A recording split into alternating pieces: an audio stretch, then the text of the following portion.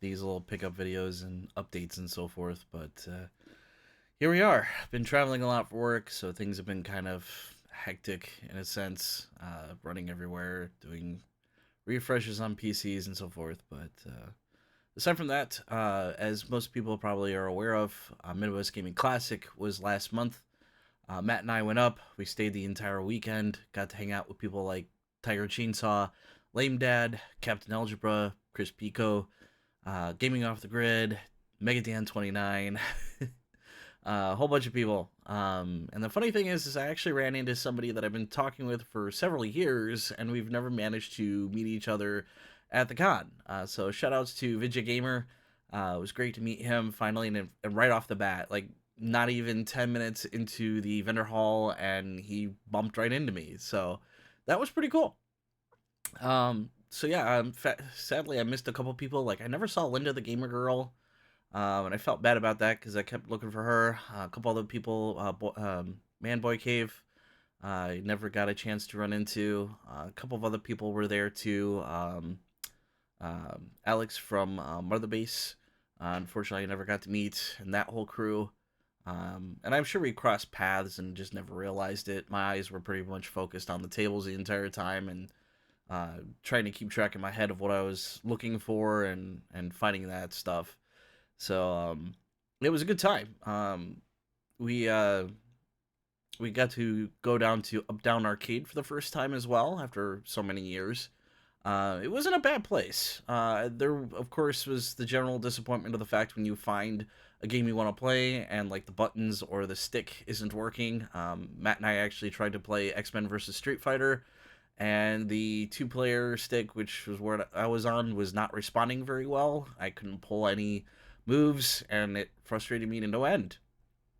I did get to play some DDR though, which I haven't done in many years. It used to be my workout a lot when I was in college. Of course, I was like half my size that I am now back then. I had more agility, um, but I managed to pull off a couple songs, not to the great extent that I used to. I was pretty worn down after just three. So, that's one thing as your age. It sucks. Um, Aside from that, what else? Didn't really go to any panels or anything. Spent a more majority of the time in the vendor hall.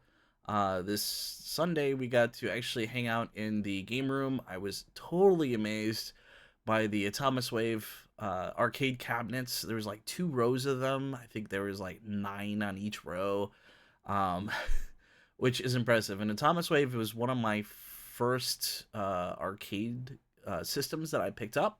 Technically second. Um, right after I got the well, third, yeah, because it was Darkstalkers first before I got Metal Slug 6. So, and I love the system simply because it's cartridge based, and you can swap them in and out.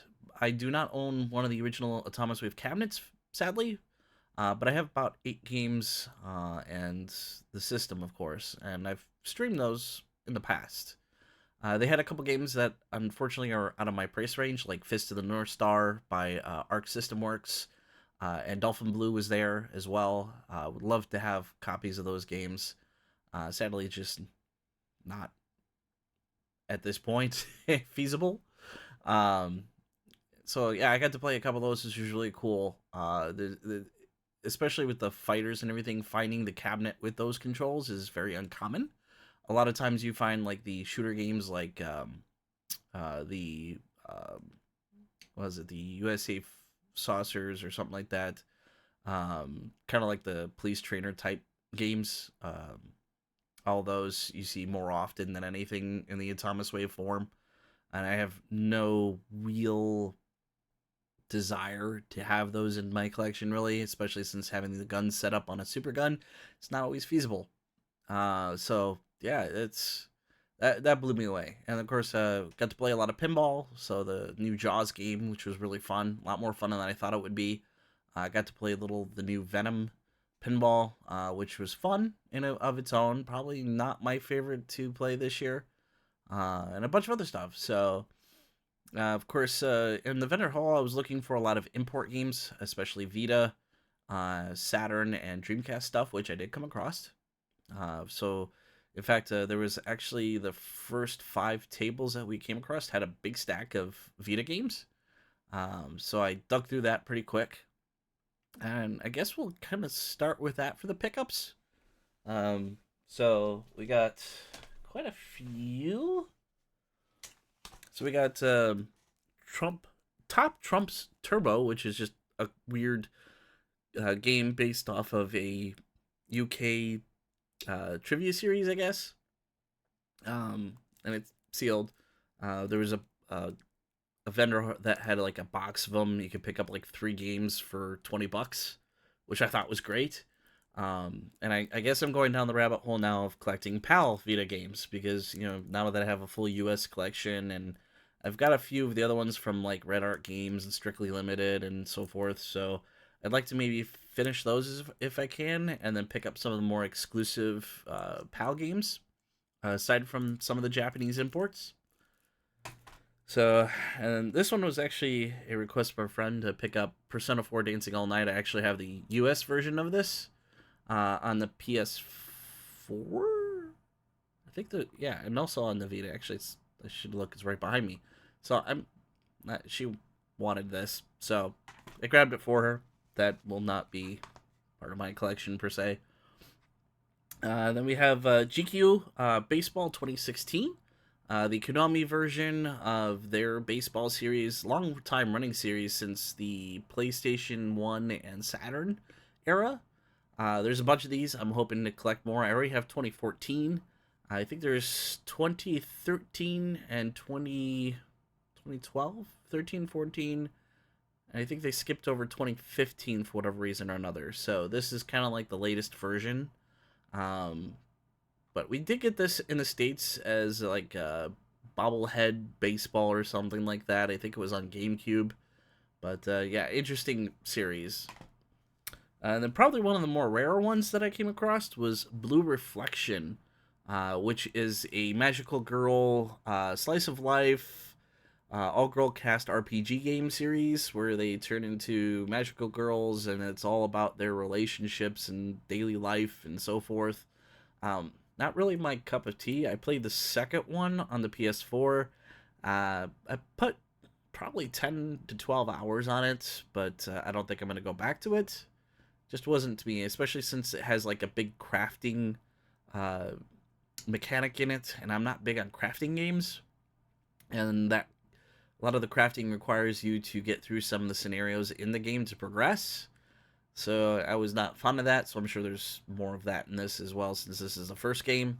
But yeah, it was one that was on my radar for a while to get, being that we never got this in the West on the Vita, but we got the PS4 version. I'm sure this doesn't run anywhere near as well. It's probably got some downgraded visuals and so forth, but I'm sure it's still playable. So I don't know, something. But a lot of people didn't realize there was Blue Reflection on the Vita, so that's kind of interesting to find that. So, and then I kind of like the art too. I mean, so Koei Tecmo. Aside from that, got one Dreamcast game I ended up picking up, and that is Puyo Puyo 4. I love the Puyo Puyo games. A lot of people don't quite care for them as much, but I find them entertaining. So I came across this. It was pretty much dirt cheap, so I thought, why not? I have yet to get my GDEMU in my Dreamcast, and I like picking up physical games, so that was cool to find. And then this, I mean, for $5, somebody had a box full of like PSP UMD videos, so I picked up a fun one. So I got Big Trouble Little China, but for $5 for this movie, and it's hilarious. I love it, so I figured why not. So I grabbed that, and then my last pickup for Midwest Gaming Classic, another unique one.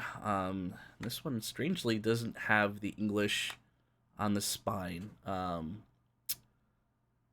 I have to remember how to pronounce this. This is called Shito Dokaku? Shohito Dokaku? But this is a weird Data East release. And this has had several remakes and releases in the past. In fact, just maybe 4 years ago, the PlayStation 4 and Vita actually got a remaster of this game.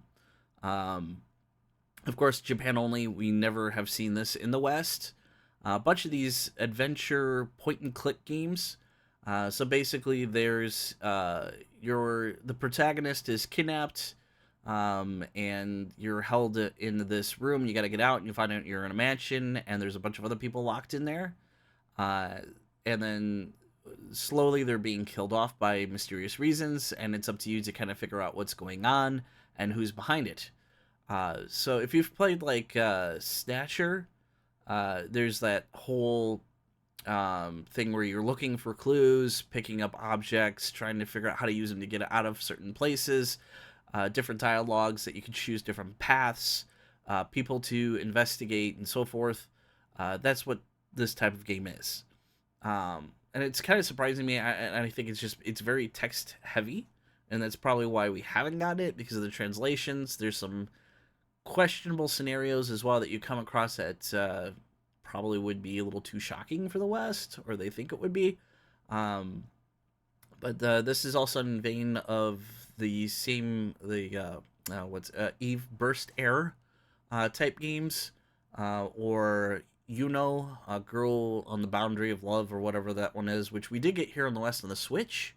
So it's that type of game. But yeah, this is one that I've always been interested in, just because I like the thriller portion of these type games, and it looks fun.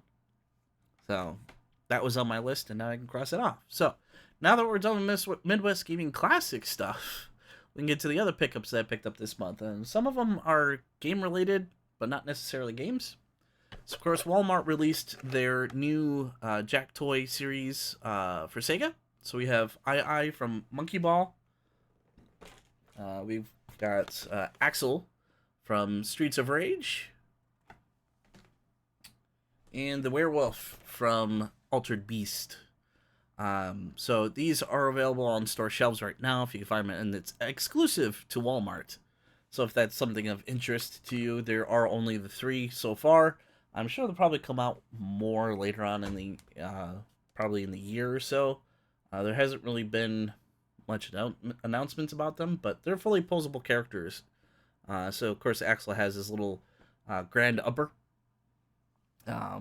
So I thought those were pretty cool, and I just wanted to pick them up for the collection because you don't come across outside of like Sonic for those type of characters. So the one game I've been working on, and most people probably are, Stellar Blade. I'm already several hours into this, really liking the game, honestly, even though it's very controversy about the censorship for this game, which is disappointing. I do feel like they did do some bait and switch, in a sense, saying it was going to be completely uncensored, and then that patch came out, and clearly people found that they made some changes. It doesn't affect gameplay or anything, other than it actually improves the parrying with the patch. So there's that, I guess. So yeah, I don't know. But yeah, it's a fun game. I mean, if you like your beat 'em ups, like your Devil May Cry type stuff, I would recommend it. And it has a lot more than just going through the levels, a lot of side quests, which I've been getting lost in. But yeah, and then pretty neat story. Plus, I like the artist. He did the art for Magna Carta back on the PS2 and PS2, Xbox 360. I forgot his name, Kim Wang. So he was the art director of this as well, and I really like his art. So yeah, there's that.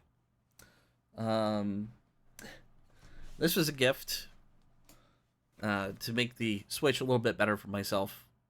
So we have the Genesis controller, Bluetooth. So yeah, I don't need to say much more about that. And then an interesting thing, Udon released their Darkstalkers comic one hit that they've been working on for a while through the different characters that you don't really see often. So this month in April they released Jada, and this actually takes place in Chicago, which I thought was kind of fun.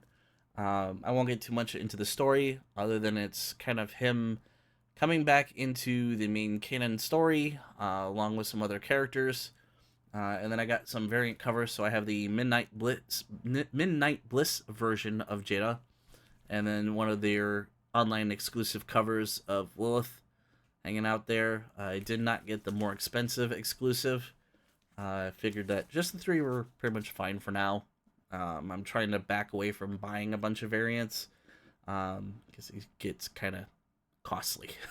And the last release, I ended up picking up the Nights into Dreams vinyl. I did not get the limited edition. The limited edition came with a 7-inch one that had like 2 songs on it. And I hesitated too long, so I missed out on it. But this is the one directly from Data Discs, so it has the splatter effect on it. I haven't opened it yet. But yeah, of course, you gotta support all of your Sega releases, right? So I thought it was fun, and honestly, I like the music too. Nights in the Dream. It's very nostalgic for me since I've been playing the game pretty much since the early 2000s. So yeah, but that's it for the pickups for April. Um, yeah, I don't think no big plans. I do have one other video in the works that's arcade related. I will be going to a arcade swap meet this weekend as well. So there will probably be pictures and videos up on my Twitter for that. Maybe I'll include some for the YouTube. Not sure. We'll have to see. But that's it for now. As always, thank you for watching. I will see you next time.